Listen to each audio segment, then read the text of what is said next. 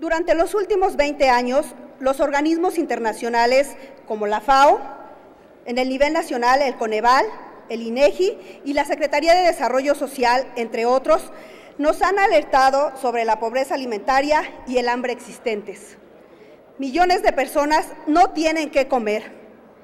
Esta lastimosa situación ha quedado opacada, pero latente, debido a las difíciles condiciones de vida provocadas por las crisis económicas. Los datos siguientes son reveladores. Desde el 2008, el 14% de los hogares no podía adquirir la canasta básica. Para el 2010 eran ya el 18%. Desde entonces, en el 15% de los hogares se dejó de desayunar, comer o cenar. Y en el 10%, los menores de 18 años comieron una vez al día. De acuerdo al Coneval, en 2010 había 51.993.000 personas en pobreza, 40.280.000 en pobreza moderada, 11.713.000 en pobreza extrema. En este 2013, los datos son alarmantes e indican que 21 millones padecen carencias alimentarias o hambre y que para esta causa mueren al día 23 personas, de las cuales el 75% son adultos mayores de 65 años. Los datos indican que 1.200.000 niños padecen desnutrición y que 3.600.000 menores de 5 años tienen alguna carencia alimentaria. El 12.7% se encuentran en zonas urbanas y el 25.6% en zonas rurales, y que 70 de cada 100 familias tienen carencias alimenticias. De cada 8 hogares, solo en 7, cuando comieron, dejaron de sentir hambre, y donde hay menores de 18 años, en 7.6% al menos, un menor de edad no comió cuando sintió hambre. Esto es vergonzoso, no podemos seguir así, es indignante, el hambre debe erradicarse para que millones de mexicanos disfruten de sus derechos humanos, sociales, económicos, culturales, ambientales e incluso políticos. Es el momento de dar a los pobres de los pobres una adecuada representación política. Es urgente revertir esta situación. Apeguémonos a los principios y libertades constitucionales que nutren nuestra vida en democracia. Tenemos la obligación de cumplir con el artículo 4 constitucional que a la letra dice: toda persona tiene derecho a la alimentación nutritiva, suficiente y de calidad. El Estado lo garantizará y respecto a nuestra infancia, menciona que el Estado velará por el interés superior de satisfacer su alimentación. Por su parte, el artículo 27 constitucional, fracción 20, menciona: el desarrollo rural integral y sustentable tendrá entre sus fines que el Estado garantice el abasto suficiente y oportuno de los alimentos básicos que la ley establezca. Este párrafo obliga al Estado a impulsar políticas de soberanía y seguridad alimentaria. Por tanto, para las instituciones es ineludible y de urgente implementación. Sin embargo, por alimentos básicos debe entenderse aquellos de calidad que contienen proteínas, minerales, vitaminas, carbohidratos y fibra que aporten los nutrientes necesarios, ya sean de origen vegetal, marino u animal, e incluso industrializados, a fin de evitar la desnutrición, el raquitismo, el colesterol o la diabetes, entre otras enfermedades de complejo y largo tratamiento que lastiman la dignidad de los escasos recursos de los más pobres.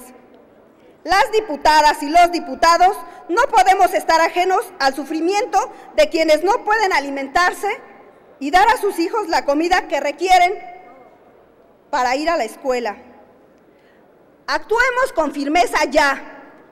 Es el momento de aprobar esta ley, como lo recomienda la Declaración Universal de los Derechos Humanos, la Convención sobre Derechos de los Niños, la Convención Americana sobre los Derechos Humanos, la Declaración de Roma sobre Seguridad Alimentaria y la Observación General número 12 de la FAO en el sentido de que toda persona tiene derecho a una nutrición adecuada que le asegure el más alto nivel de desarrollo físico, emocional e intelectual, y que para erradicar la desnutrición los estados deben perfeccionar su legislación, producción, aprovisionamiento y distribución.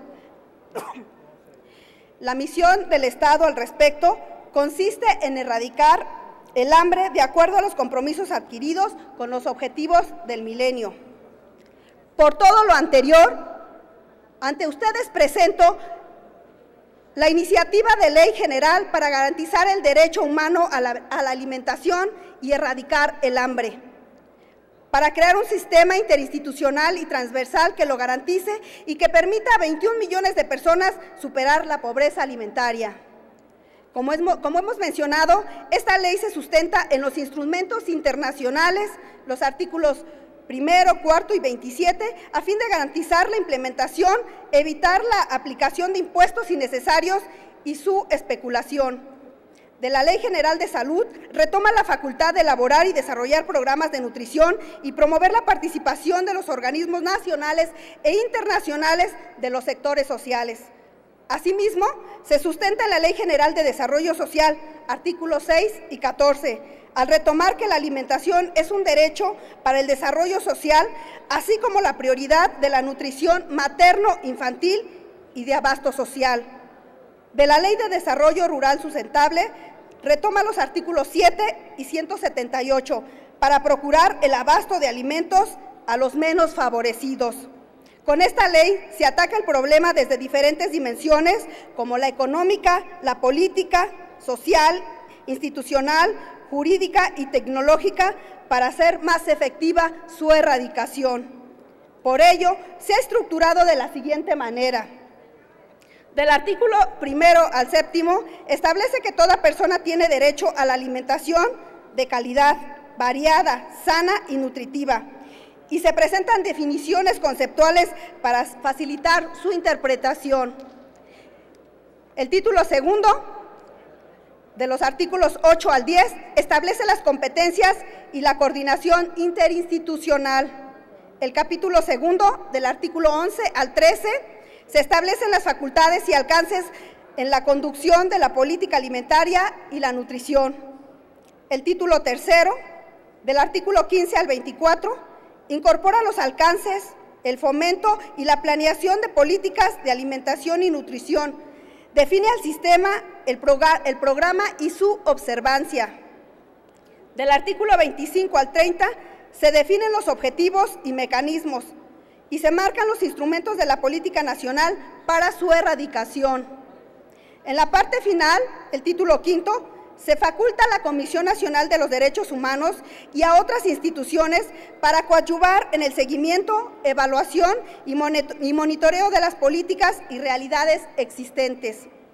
A partir de lo anterior, es urgente universalizar la alimentación con enfoque de derechos y evitar su focalización para lograr la accesibilidad, la transparencia, la participación social, la equidad y la no discriminación.